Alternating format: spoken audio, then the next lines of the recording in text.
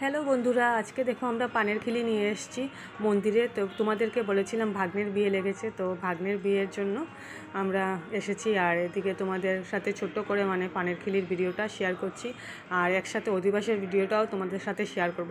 তো তোমরা দেখতে থাকো, আর যদি ভালো লাগে আমার ভিডিওটা তোমাদের, তাহলে প্লিজ আমাকে কমেন্ট করবে আর আমার চ্যানেলটা সাবস্ক্রাইব করবে।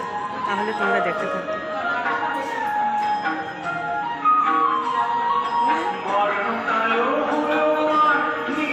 এটা হলো অধিবাসের ভিডিওটা।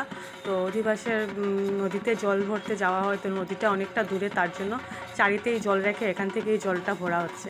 তো সব নিয়মগুলো ওই চারির মধ্যেই আর কি, জলের মধ্যে করছে। তো আমাকে পুরো ভিডিওটা তোমরা দেখতে পাবে না, কারণ আমি ভিডিও করছিলাম আর নিয়ম করার সময় আমাকে তোলার মতো কেউ ছিল না, বর ছিল না, তার জন্য। তো তোমরা দেখতে থাকো।